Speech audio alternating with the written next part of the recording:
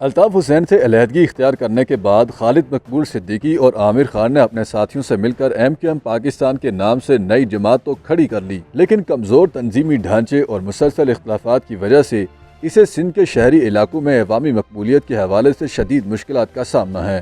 Party میں تازہ ترین اختلافات ایک مرتبہ پھر کامران ٹیسوری کو ڈپٹی کنوینر کے عہدے پر بحال کرنے پر شروع ہوئے۔ 3 ارکان اسمبلی سمیت 7 ذمہ داران کے احتجاج پر کامران ٹیسوری سمیت دیگر شمولیت اختیار کرنے والے رہنماؤں کی تنظیم میں بحالی کا عمل وقتی طور پر روک دیا گیا ہے۔ اردو نیوز کے مطابق ایم کیو ایم پاکستان میں اختلافات تب کھل کر سامنے آ گئے اور پارٹی 2 حصوں میں تقسیم ہو گئی جب وفاقی وزیر فیصل سبزواری، سابق میئر کراچی وسیم اختر اور خواجہ اظہار الحسن نے کامران ٹیسوری اور ان کے ساتھیوں کو دوبارہ ایم کیو ایم کا حصہ بنانے کی کوششوں کا آغاز کیا۔ دوسری جانب رکن قومی اسمبلی کشور زہرا، رکن صوبائی اسمبلی جاوید حنیف اور محمد حسین سمیت دیگر رہنما ٹیسوری اور ان کے ساتھیوں کی پارٹی میں واپسی پر پارٹی قیادت سے نالابی ہیں۔ کامران ٹیسوری اور دیگر افراد کی مخالفت بارے ایم کیو ایم رابطہ کمیٹی کے ایک سینئر رکن نے گفتگو کرتے ہوئے کامران ٹیسوری اور دیگر کی پارٹی میں شمولیت کے لیے ہونے والے اجلاس کے حوالے سے بتایا کہ اس اجلاس میں صرف 9 افراد شامل ہوئے اور انہوں نے کامران ٹیسوری کو نہ صرف پارٹی میں واپس شامل کرنے کا فیصلہ کیا بلکہ انہیں ایک انتہائی اہم عہدے پر بھی فائز کیا جو کہ پارٹی کی پالیسی اور دستور کے ہی خلاف ہے۔ کامران ٹیسوری کو جماعت میں واپس لے کر عہدہ دینے کے فیصلے پر تنقید کرتے ہوئے ایم کیو ایم پاکستان کے ایک سینئر رہنما کا کہنا تھا کہ ایم کیو ایم میں شمولیت اور تنظیم میں واپسی کا ایک طریقہ کار ہے۔ پارٹی کو نقصان پہنچانے والوں کو یوں ایک اجلاس میں نہ صرف تنظیم میں شامل کیا گیا بلکہ اہم عہدہ بھی دیا گیا، یہ خلاف ضابطہ ہے اور اس کی تنظیم میں شدید مخالفت ہے۔ ان کا کہنا تھا کہ اس شمولیت کے اعلان کے بعد سے عارضی مرکز بہادر آباد پر رابطہ کمیٹی کی کوئی بیٹھک نہیں ہوئی ہے۔ سابق میئر وسیم اختر، رکن صوبائی اسمبلی خواجہ اظہار الحسن، وفاقی وزیر فیصل سبزواری سمیت دوسرے دھڑے کا کوئی بھی رکن مرکز نہیں آیا ہے۔ انہوں نے بتایا کہ کامران ٹیسوری اور دیگر کو اہم عہدوں پر فائز کرنے کا فیصلہ وقتی طور پر روک دیا گیا ہے۔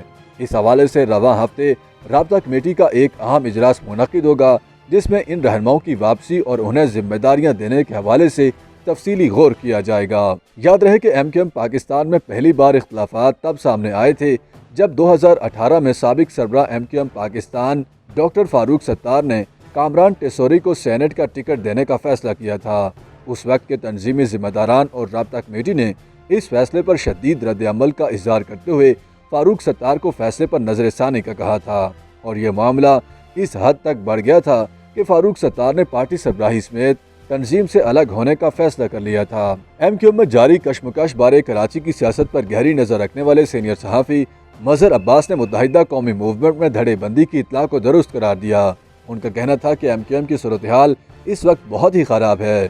ایم کیو ایم اپنی ساکھ کھو بیٹھی ہے۔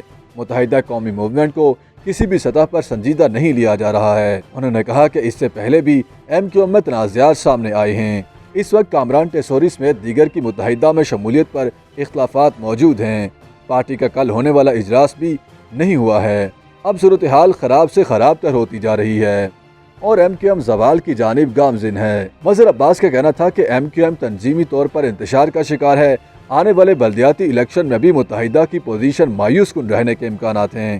اس وقت بھی پارٹی میں 3 سے 4 گروہ موجود ہیں۔ دوسری جانب ایم کیو ایم پاکستان نے تنظیم میں اختلافات کی خبروں کی تردید کی ہے۔ ایم کیو ایم پاکستان کے رہنما اور وفاقی وزیر سید امین الحق نے کہا کہ ایم کیو ایم میں تقسیم کی بات درست نہیں ہے۔ اختلاف رائے جمہوریت کا حسن ہے۔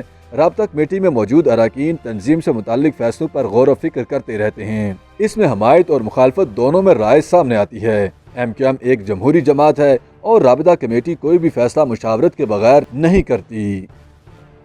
یوٹیوب پر گوگلی نیوز دیکھنے کے لیے youtube.com کی سرچ بار میں googly news T V type کریں۔ گوگلی نیوز کے پیج پر سرخ رنگ کے سبسکرپشن والے بٹن پر کلک کرنا نہ بھولیے۔ یوٹیوب پیج پر اپلوڈ ہونے والی ویڈیوز سے باخبر رہنے کے لیے بیل آئیکن پر کلک کیجیے۔ آپ کو ہر نئی ویڈیو کے بارے میں نوٹیفیکیشن موصول ہو جائے گا۔